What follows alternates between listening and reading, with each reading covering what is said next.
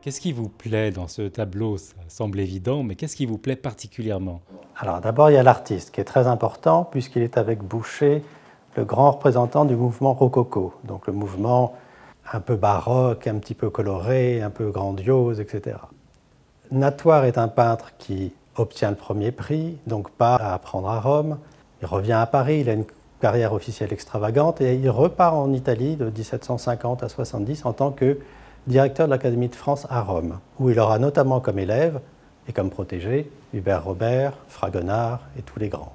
Là, on est dans une période précise, c'est-à-dire entre son voyage en Italie et son départ en Italie à nouveau, puisqu'on était en 1742.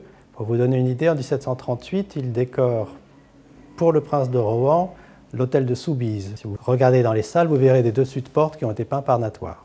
Là, par contre, on est en 1742, au moment des salons, c'est-à-dire que tous les 2 ans, à peu près, les artistes exposaient et montraient ce qu'ils faisaient de mieux, en espérant s'attirer les grâces, soit du roi, soit de la famille royale, soit de l'aristocratie, afin d'obtenir des commandes. Natoire est déjà extrêmement célèbre à l'époque, mais néanmoins, il réalise ce tableau.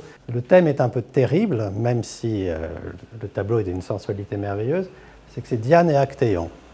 Actéon est un jeune chasseur qui découvre par hasard Diane et ses nymphes en train de se baigner toutes nues.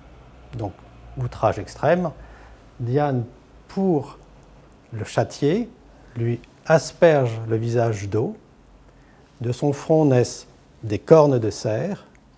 Et malheureusement, les chiens de ce chasseur, ne reconnaissant pas leur maître, finissent par le dévorer. Donc, le sujet n'est pas le plus facile. Néanmoins, vous avez là ce moment où Actéon apparaît derrière des arbres, on voit que les cornes commencent à pousser et on voit le dédain de Diane qui vraiment le repousse, lui promettant la mort en fait. Ça, c'est la version officielle. Sinon, la version officieuse, qui est la plus agréable, c'est que vous avez toutes ces nudités absolument ravissantes, nacrées, puisque la peau est vraiment nacrée, et une composition qui, là aussi, est tout à fait extravagante, avec une dynamique qui se croise entre cette ligne-là et le bras qui part. Vous avez vraiment, tout est centré sur ce point-là. Ce qui est le but, ce qui permet d'orchestrer tout autour les figures et de cacher Actéon dans un coin, mais 2 nymphes de l'autre. Tout est équilibré, mais le point central est au niveau de la main. Pour faire ce tableau qui était perdu depuis 1820 ou 1821, Natoire a réalisé plusieurs dessins qui sont vraiment les études préparatoires où il étudie chaque figure et on s'aperçoit que l'idée première est quasi obtenue au premier dessin. Qu'est-ce qui, en termes techniques, caractérise le tableau? Qu'est-ce qui en fait la qualité?